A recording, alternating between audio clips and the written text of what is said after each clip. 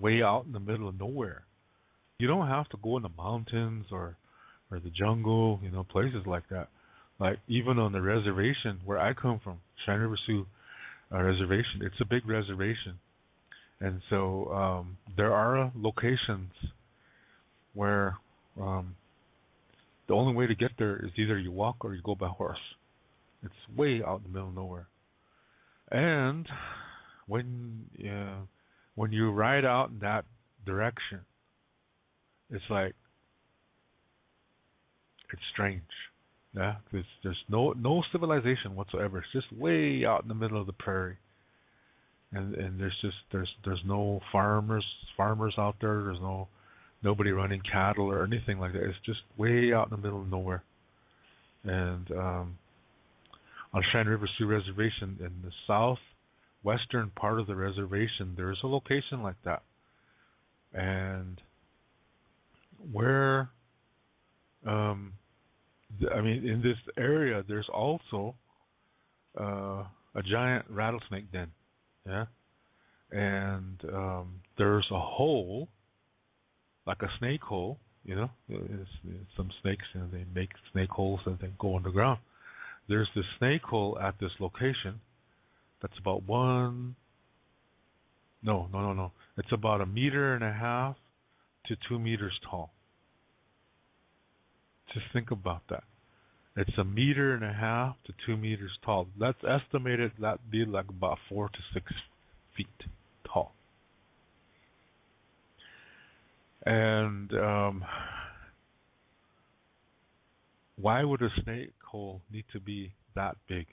Now, I'm not talking about the den, the rattlesnake den. I'm not talking about that. I'm talking about a snake hole that's that big and round. Yeah, that means there's a snake there. Yeah, the mother of all mothers, so to speak. It's a gigantic rattlesnake that lives there. This is an Unkcegi. Yeah, it's an Unkcegi.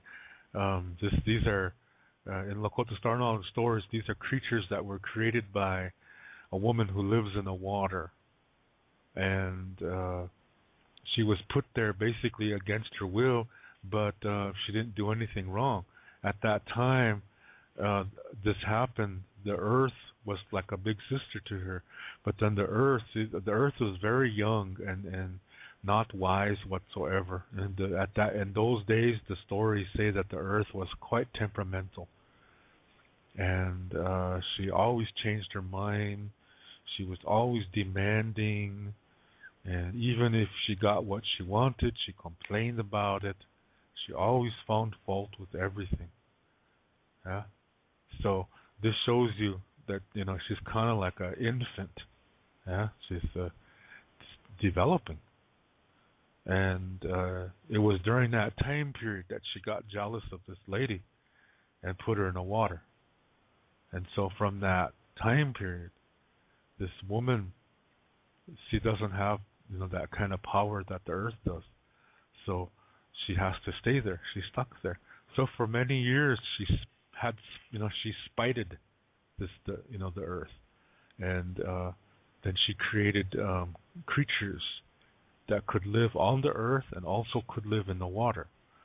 And she put her energy in there to cause trouble, to cause contention, to make people, fight against each other and oppress one another, things like that.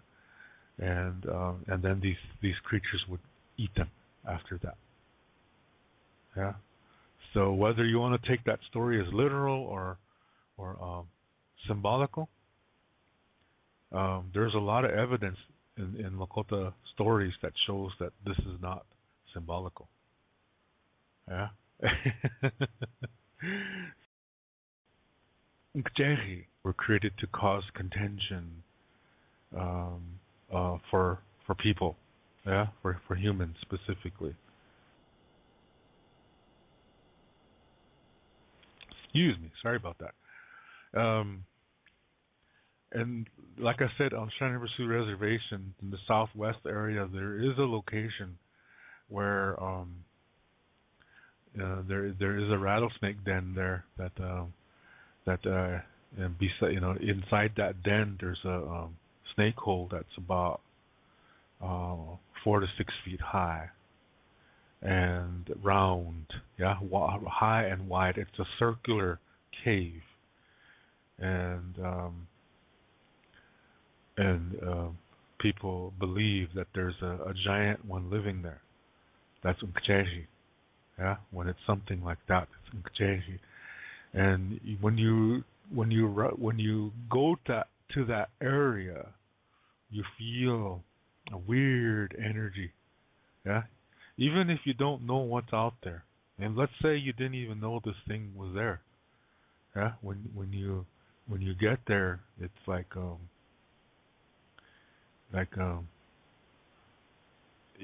don't know, it's troubling. Yeah, it's something feels just bothers you, and then it's a good idea if you go away. Yeah, because it could make you sick because it's an energy. Yeah, and if you get too close, it can go inside you and make you sick. And this is how that goes. Yeah, for that. And also, when you ride horses out there, the horses freak out as soon as they sense this. They freak out. Yeah, and they just beat it. They just run immediately away from it because they know something is wrong. And as I said, these these creatures were created by this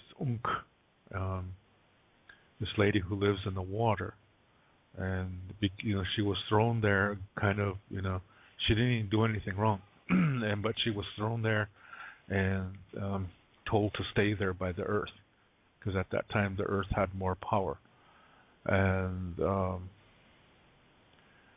so she spited. Yeah, this had, she wanted to spite the earth all the time, and here's where we have contention.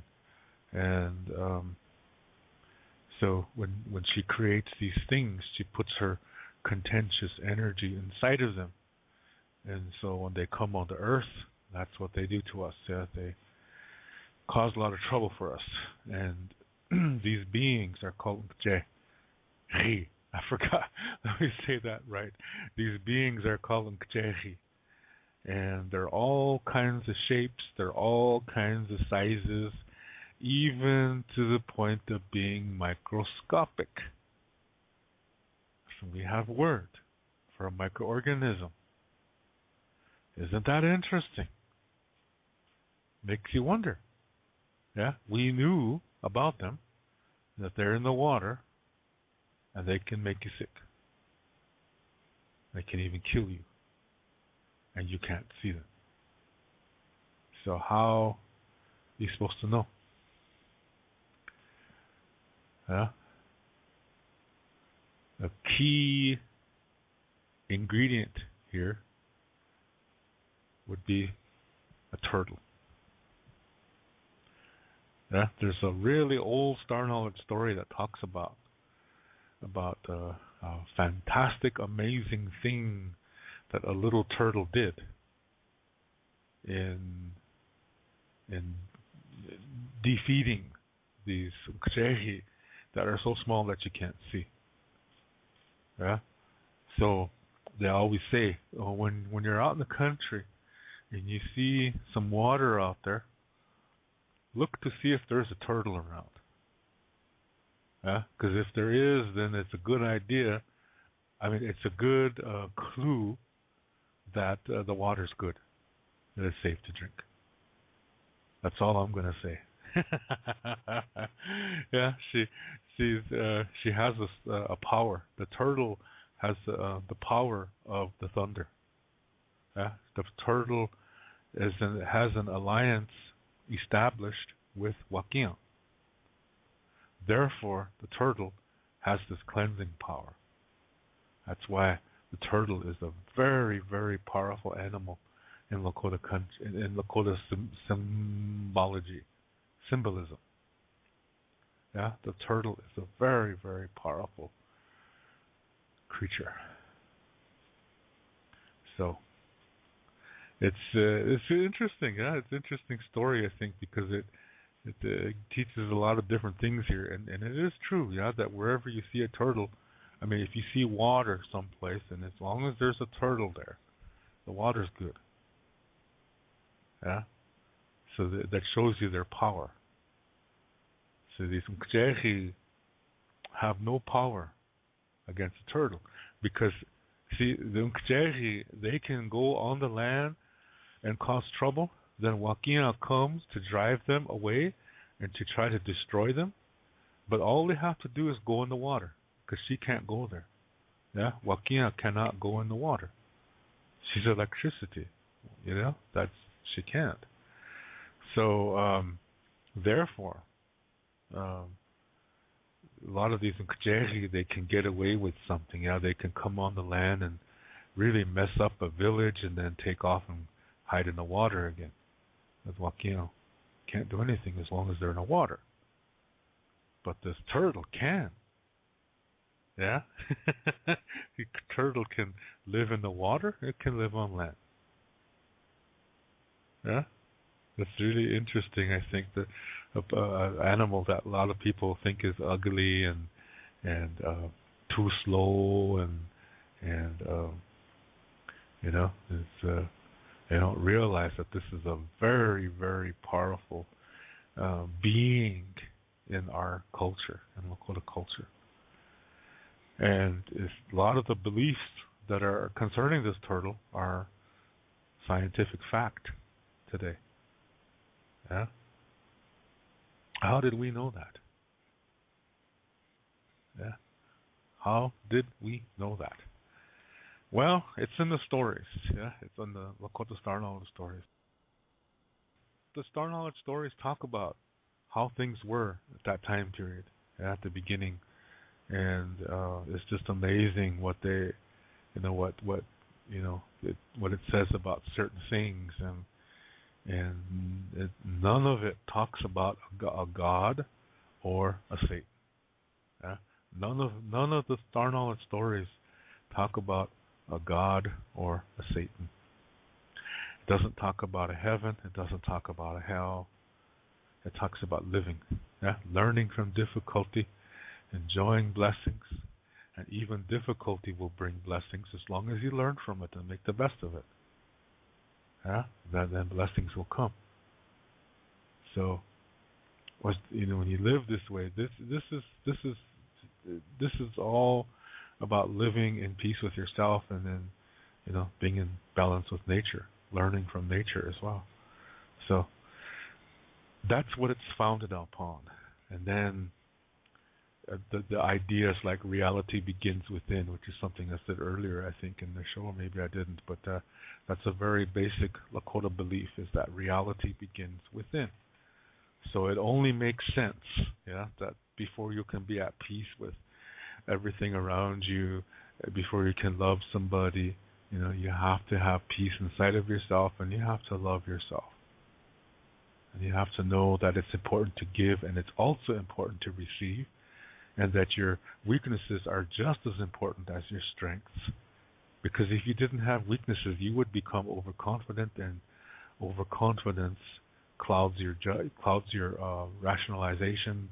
It clouds your views, and next thing you know, it causes trouble for other people. Yeah. So these are just some concepts there coming from Lakota Star Knowledge. Anyway, there's a lot of stories, from different Lakota reservations and Dakota reservations, and they're talking about these Unkcegi. And another interesting thing they say is that they have yellow eyes, and that if you look into their eyes, it kind of hypnotizes you. Yeah, you can't really move, even though you want to.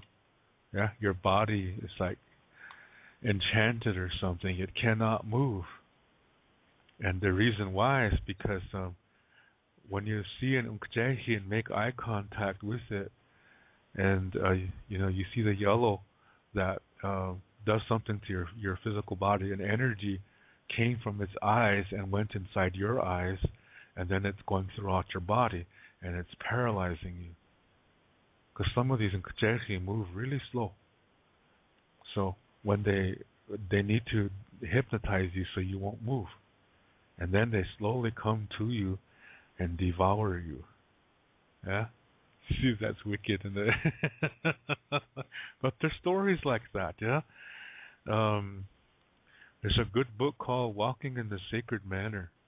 I really recommend that. That one's about medicine men and holy women.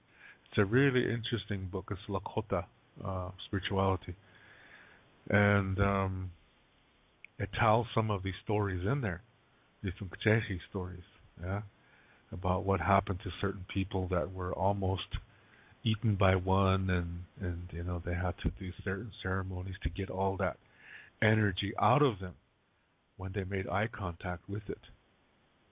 Yeah. See, this is another reason why an old Lakota custom is that you never look somebody in the eyes unless you know them real good. And the only time you do that is in private. You don't do that in public. Because you don't know if that's, you never know. Maybe that's an Unkcegi disguising itself. So if you make eye contact, it could make you sick. Yeah? This is why it was custom not to look people in the eyes. Really old custom, yeah? All coming, this, like I said, this is all coming from Lakota Star Knowledge information. So, anyway, yeah, food for thought. But there's so many stories like that. And I remember, I bet you anything you can find this one on YouTube. There's one where some scientists, they were, I think they were flying to some mountain in Africa, Kilimanjaro or something like that. And on their way there, they saw something moving in the ground really fast. Yeah, it was moving just as fast as the plane in the sky was moving. And they took a closer look at it. Here they realized it was a snake.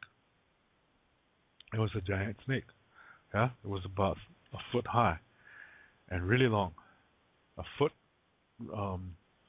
not radius, a diameter all the way around. And this thing was moving incredibly fast. And then suddenly it was just gone. Yeah, it found its snake hole and went right into the earth really fast. And they never could find it after that, but they saw the tracks. Yeah, this is amazing. I think these are all over the world. Yeah, this is Unkcegi. Yeah, that's what that is. They're usually big in form. Yeah. So anyway, I find that really interesting. Because when it talks about, see, there's a reason why all Unkcegi are an enemy to Wakia. So when she sees one around, she goes to destroy it, because it's coming to cause contention. It's coming to cause problems for the people. So that's why Wakia destroys it immediately. But when they know she's coming, they head to the water because she can't go in there. Yeah, and that's why I said this is why she, the turtle stepped in to kind of lend a helping hand, because the turtle can go in the water. The turtle can destroy the Unkcegila that you cannot see. Therefore, the ones that you can see, they get scared of her because they know she can destroy them. It's really interesting, yeah? Really interesting. So, so these things are all over the world, yeah? The people, they think they're extinct and then they find one. And, in South Dakota, there's the Missouri River flows through the state. And there's one area that's located east of Pierre. It's going to get close to where the Missouri River joins the Mississippi River. So we're talking about, I think, Iowa, Nebraska, very southeastern part of South Dakota, somewhere in that location. In that area, there's a really old story that talks about how there's fish down there that are, they call them, they're giant catfish. Yeah. For those of you that know what catfish look like, just imagine one that's giant. And what I mean by giant size is it's about, the body is probably about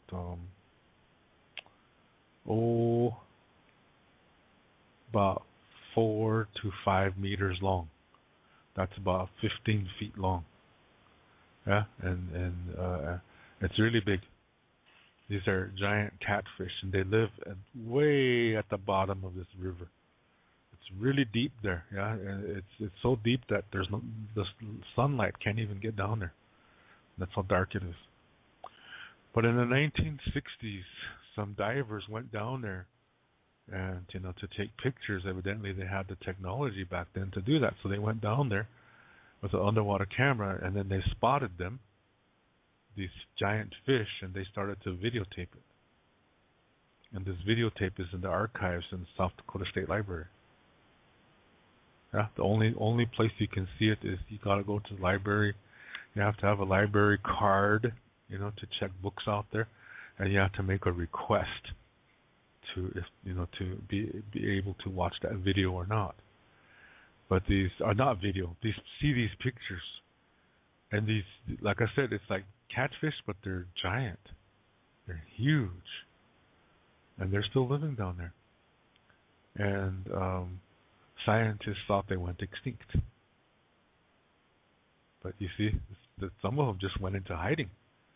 Yeah, they went way out into nature, like I was saying with the rattlesnake earlier. They go way out into nature where no humans come. Yeah, and that's where they set up their camp.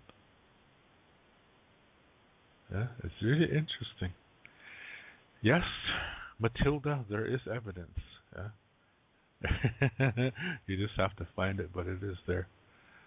So I just wanted to say a few words on that. Yeah, this Unkcegi, because of what's happening. I think what's this place in Alaska where they're sending sound waves into the sky, or not sound waves, some kind of waves into the sky, and then now they're starting to do it to the earth. And I think what's happening is it's opening up locations that were intended to be sealed. These are locations that are thousands of years old. So it's not like they just recently got there or recently opened up or something. These locations are thousands of years old. And I think with what's happening today with people or whatever organizations sending sound waves into the earth, I think they're messing with something here that might open this one. Maybe there's some of these Unkcegi are still alive in the water. So sending this kind of boom into the water, this could be opening them up. Yeah, it could be waking them up. So maybe, you never know, that's going to cause something. Yeah, that's going to do something later. Makes you wonder. Yeah. It's actually wicked, Unkcegi and Unkcegila is the same thing, actually. And these are creatures, like I said, that were sent to cause contention and by a woman who was full of contention. Yeah, and but they're not this way anymore. Yeah, that what I was talking about was at the beginning. Yeah, the beginning of the creation, and but that's several million years ago. Yeah, several 100 million years ago, several billion years ago, actually. The Earth in the beginning was very tempestuous. She was temperamental, always complaining. When she did get her way, she found fault with it, and she was like I said, like a baby, yeah, a very temperamental baby. But she grew, and she became very loving. And now the ceremonial songs regard her as a grandmother. Yeah. So, do you see the change? Do you see the progression that she went through? Yeah, she progressed from an infant to a very wise old grandmother. Yeah, and this shows you, yeah, about nature. Yeah, about things that are sacred. Likewise, the Unk, the lady who lives in the stars. I mean, not stars. The lady who lives in the water. She's not that way anymore. Yeah, with this contention. Instead, now she has the Lakota star knowledge. Now it tells of her being a great leader. Yeah, she's a great leader, and in Lakota star knowledge, they use this term called Wakantanka, and this is organizations. Yeah, there's more than one that has this name, and they're different organizations. They do things differently, but neither one is the good one or bad one. Yeah? They just do things differently. That's all. But they're both called Wakantanka. And this lady that was in the water, Unk, she leads the second one. Yeah. So do you see how things change? Things progress. And this is supposed to teach us something. Yeah, about life. So this is how life is sometimes. Sometimes, we go through difficulties, and the same thing happened to these Wakantanka members. They went through difficulties too. Yeah, they went through how would you call that? Character building experiences. Yeah, they've gone through phases, and likewise we do too. Yeah. So this is, I think, when you see something like this, and then you see it's not about perfection. Yeah, it's never about perfection. The goal is not perfection. Yeah, it's not about that at all. That's being dualistic. When you see perfection as the goal, that's dualism. And what I said at the beginning of the show, I described to you what duality is. So it's not about becoming perfect. It's about living. And living was never meant to be perfect. Yeah, living was meant to be enjoying and learning. And that makes love. Yeah, that creates love. I mean, so it's the Wakantanka organization. Some of the members in there, they just were they chose to be healthy to begin with, and so they just remained that way. And there were some that made mistakes, but they learned from it.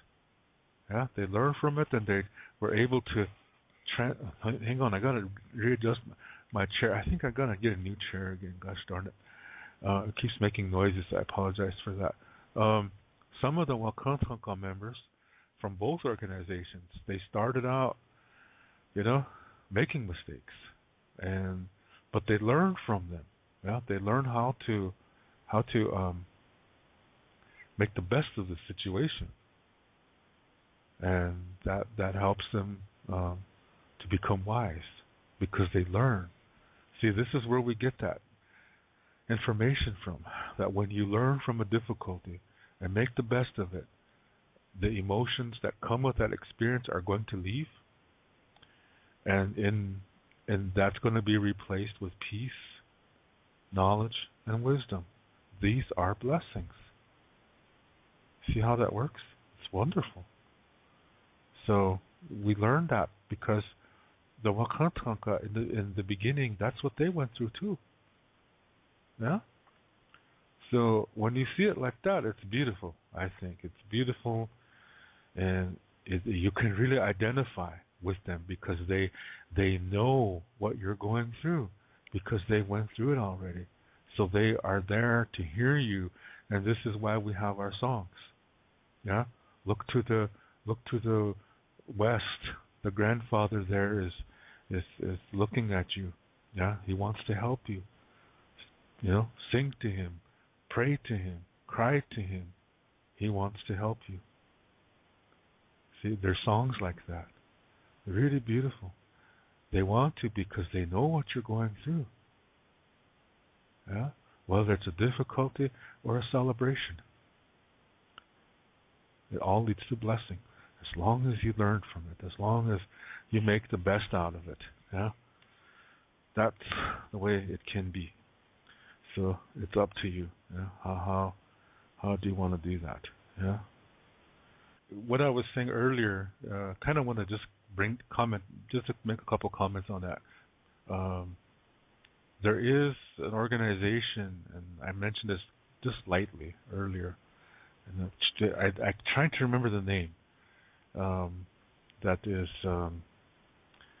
they're doing these so-called tests in Alaska, where they're sending some kind of waves into the air to see how the ozone reacts to it. And they say for security reasons that they're doing this. Yeah, but there's other scientists who are very brilliant who made small models of the same experiment, but in a small vacuum location. Yeah, and when you see the results of their experiment, it's troublesome. Yeah, it's really, really troublesome because it shows an increase in weather activity and also seismic activity, meaning the Earth. Yeah, because the waves, they're sending waves both directions. Yeah, they're sending it into the sky and into the ground. And what it shows in their experiments is that it doesn't look good.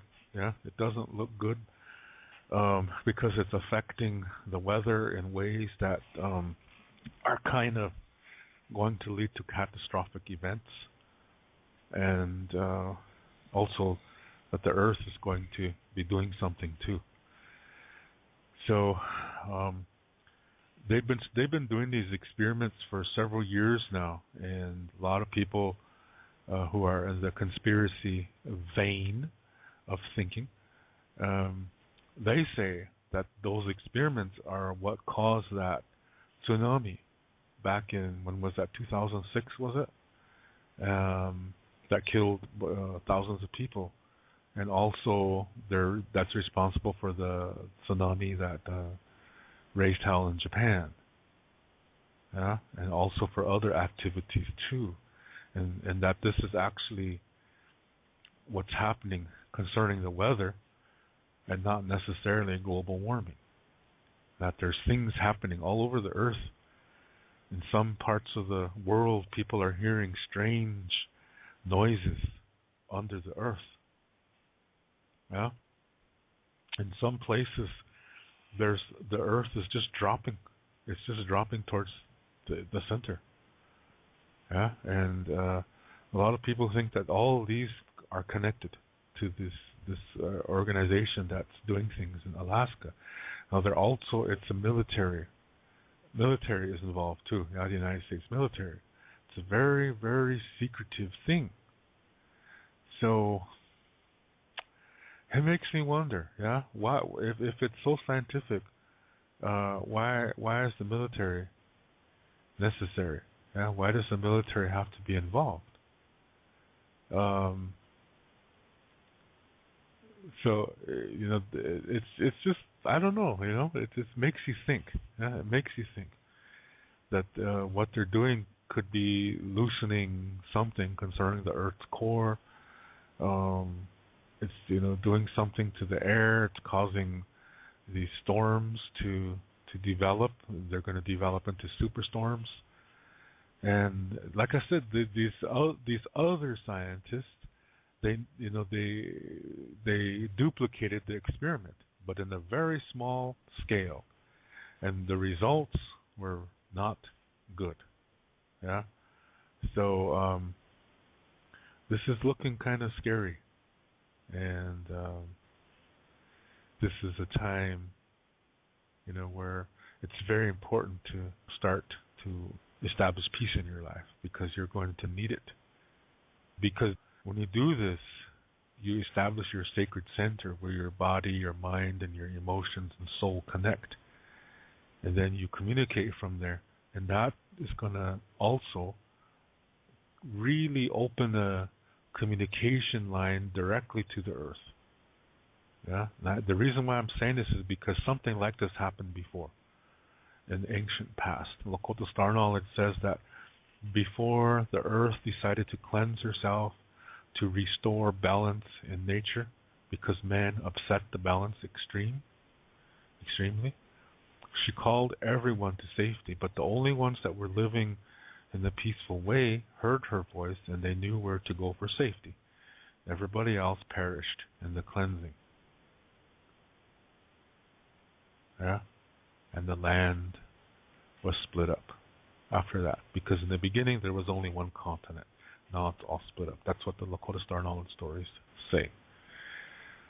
So that's why I said, when you see things like that happening, it's not a bad idea to at least start thinking about changing your lifestyle for the healthier. I didn't say good.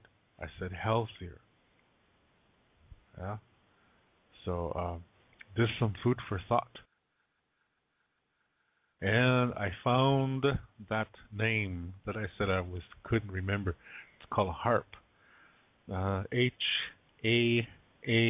HAARP. It stands for High Frequency. Evidently, that's the H. Yeah, 2 words. High Frequency Active Auroral Research Program. Just Google HAARP, and then you can read more about it. Yeah, and and how what they're doing is kind of questionable. There's pictures of a huge antenna. Actually, it's a bunch of antennas that set up like a grid, and they're sending these waves. Yeah, but the thing is, they're sending them into the ground too. So I'm kind of wondering about this. Yeah, what's the necessity?